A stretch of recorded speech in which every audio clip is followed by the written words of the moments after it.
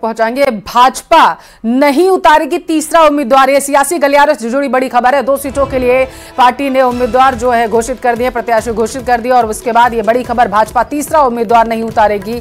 विधायकों के संख्या बल के हिसाब से 2 सीटों पर जीत तय जो है वो बीजेपी की मानी जा रही है। पार्टी बेवजह नहीं चाहती कि एक्सरसाइज जो है वो आगे की जाए या फिर अलग तरीके की तैयारियां जो है की जाए, क्योंकि बीजेपी का अभी पूरा फोकस आम चुनाव पर है। और ये बड़ी खबर आप तक पहुंचा रहे, बता चले मदन राठौर और चुन्नीलाल गरासिया का जो है चुना जाना लगभग तय माना जा रहा है। तो राज्यसभा चुनाव से जुड़ी इस वक्त की बड़ी खबर है।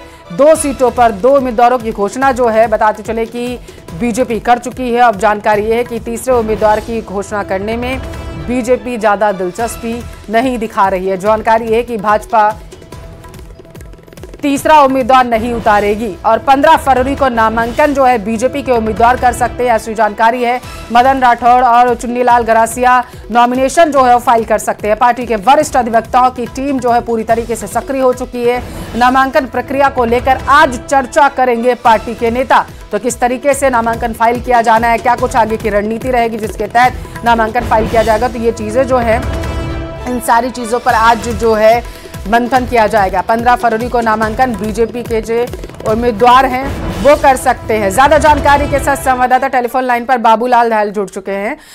बाबूलाल, जरा बताइएगा कि बीजेपी क्या वजह है जिसकी वजह से तीसरा उम्मीदवार नहीं उतार रही है, जरा सियासी समीकरण बताइए। जी देखिए, संख्या बल नहीं है, 2 उम्मीदवारों की जीत तय है। एक उम्मीदवार को जीत के लिए 51 वोट चाहिए और बीजेपी के पास में कुल 115 विधायक हैं, यानी 115 वोट हैं। तो इस लिहाज से बीजेपी के 2 ही उम्मीदवार चुनाव जीत सकते हैं। हालांकि उनके पास में 13 वोट सरप्लस है, लेकिन 13 वोट 51 वोट तो नहीं होते। इसलिए पार्टी ने तय किया कि वो बेवजह की एक्सरसाइज में नहीं जाएगी और 2 उम्मीदवार जो है पार्टी के, उनके ही वो नामांकन दाखिल कराएगी। तो चुन्नीलाल गरासिया और मदन राठौड़ के नामांकन दाखिल कराने की अब तैयारियां शुरू हो रही हैं। और आज जो वरिष्ठ अधिवक्ता हैं, जो नॉमिनेशन के प्रोसेस को जानते हैं, उनको बुलाया गया है। वो चर्चा करेंगे और बैठ करके पार्टी नेताओं के साथ में किस तरह से नॉमिनेशन फाइल करना है, किस तरह से विधायकों को प्रस्तावक बनाना है और कब नामांकन दाखिल करना है। तो माना यह जा रहा है कि 15 फरवरी को बीजेपी के दोनों उम्मीदवार नामांकन दाखिल करेंगे। मुख्यमंत्री, उप मुख्यमंत्री और जो वरिष्ठ विधायक है पार्टी के, वो भी नामांकन दाखिले के वक्त विधानसभा में मौजूद रहेंगे। ठीक है, क्या इसे किसी तरीके से आम चुनाव से देखा जा सकता है जोड़कर, क्योंकि 2 लोगों को अभी बीजेपी ने टिकट दे दिया है, कौन से समीकरणों को साधने की कोशिश की गई होगी, आपको क्या लग रहा है? जी देखिए पल्लवी, मदन राठौड़ बहुत ही समर्पित कार्यकर्ता रहे, पार्टी के 2 बार के विधायक हैं और 2013 से 18 की जो वसुंधरा राज्य सरकार थी उसमें वो उप मुख्य सचेतक थे और बीजेपी में एक तरह से थिंक टैंक माने जाते हैं मारवाड़ के इलाके में। और पार्टी ने उनको जहां भी जिम्मेदारी दी है वहां पर उन्होंने उसको बखूबी निभाया है। मूल ओबीसी से आते हैं। सबसे बड़ी बात यह है कि ये जो सरकार है इसका सबसे ज्यादा फोकस ओबीसी पर और एसटी पर है। तो चुन्नीलाल गरासिया जो हैं वो बहुत पुराने खाटी नेता हैं आदिवासी समुदाय के, और उस इलाके में जब कोई बीजेपी का परचम उठाने वाला नहीं था वहां पर उन्होंने कमल खिलाने की कोशिश की थी। उदयपुर जिले से आते हैं, पार्टी में कई ओहदों पे काम कर चुके हैं और 1993 में जब मुरली मनोहर जोशी तत्कालीन अध्यक्ष हुआ करते थे, उन्होंने एकता यात्रा निकाली थी और लाल चौक जो है कश्मीर में, श्रीनगर में, वहां पर तिरंगा फहराने के लिए उन्होंने जो यात्रा निकाली थी, उस वक्त उन्होंने भैरव सिंह शेखावत सरकार में मंत्री पद त्याग दिया था। मंत्री थे वो,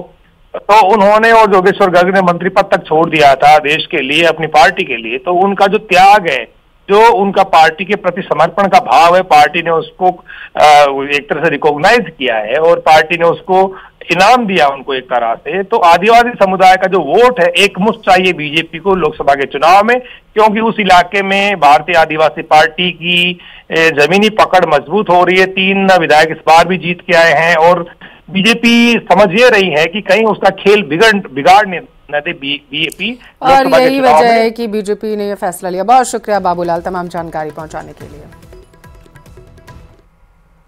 और बीजेपी हमेशा ही अपने फैसलों से लोगों को चौंका देती है। राज्यसभा चुनाव के उम्मीदवारों के ऐलान के दौरान भी ऐसा देखा गया।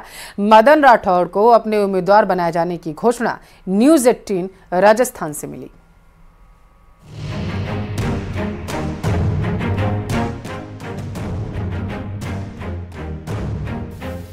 उम्मीदवारों के नाम पर खूब हुआ सोच विचार,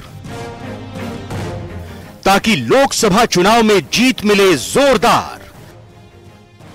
मदन राठौड़ चुन्नीलाल गरासिया को बनाया उम्मीदवार।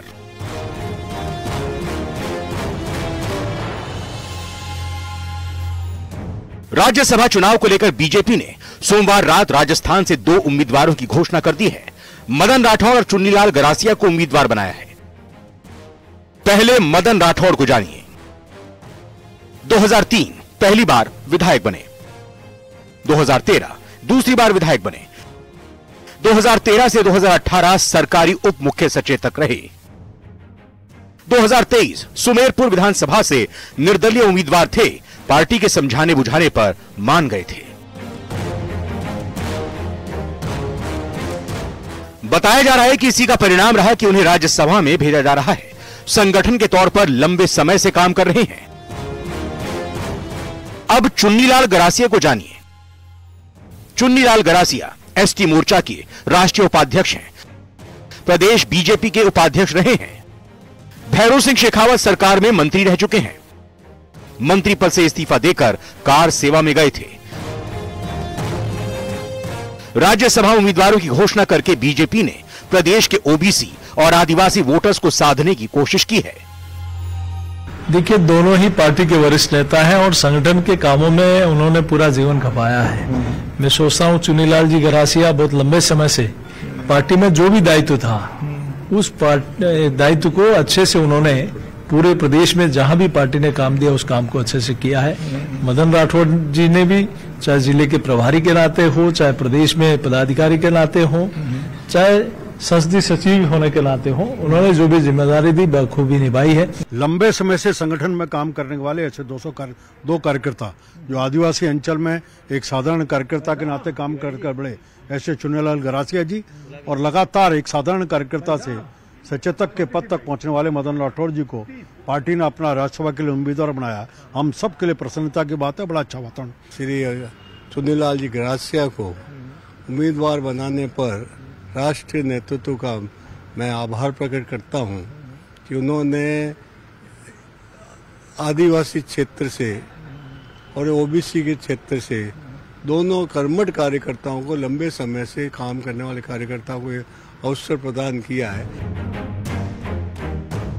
3 सीटों में से 2 बीजेपी और 1 कांग्रेस के पास है। आगे भी यही गणित रहेगा। राज्यसभा की 3 सीटों में से संख्या बल के हिसाब से 2 पर बीजेपी और 1 पर कांग्रेस की जीत तय है। राज्यसभा की 3 सीट खाली हो रही हैं। पूर्व पीएम मनमोहन सिंह और केंद्रीय मंत्री भूपेंद्र यादव का कार्यकाल 3 अप्रैल को खत्म हो जाएगा। तो डॉक्टर किरोड़ीलाल मीणा राज्यसभा से इस्तीफा देने के बाद भजनलाल सरकार में कृषि मंत्री बन चुके हैं। 8 फरवरी को राज्यसभा चुनाव का नोटिफिकेशन जारी हो चुका है। राज्यसभा चुनाव के लिए 15 फरवरी तक नामांकन दाखिल किए जा सकेंगे। 16 फरवरी को नामांकन पत्रों की स्क्रूटनी होगी। 20 फरवरी तक नामांकन वापस लिया जा सकेगा। 3 से ज्यादा उम्मीदवार होने की स्थिति में चुनाव होंगे। 1 सीट पर जीत के लिए 51 वोटों की जरूरत होगी। 27 फरवरी को सुबह 9 बजे से शाम 4 बजे तक मतदान होगा। 27 फरवरी की ही शाम 5 बजे मतगणना होगी। चुनाव प्रक्रिया 29 फरवरी से पूर्व संपन्न कर ली जाएगी। बीजेपी दोनों सीटों पर जीत के प्रति आश्वस्त है। इसको कहते हैं कार्यकर्ता आधारित पार्टी। ऐसे कार्यकर्ताओं को टिकट दी गई है जो जीवन पर्यंत एक सिद्धांत, एक मिशन के साथ भारतीय जनता पार्टी के झंडे को थामे रखे।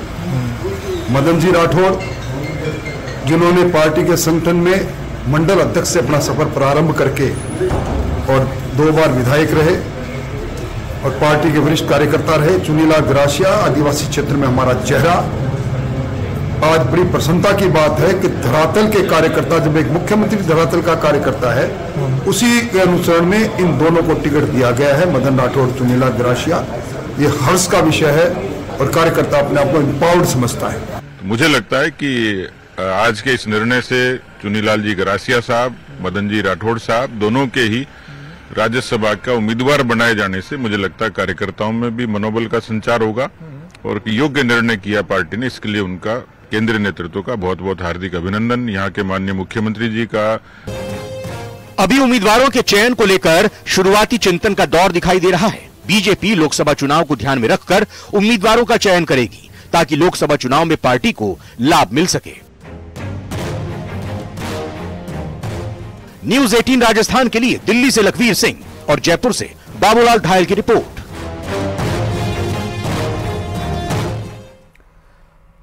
और रुख अब जयपुर का करेंगे।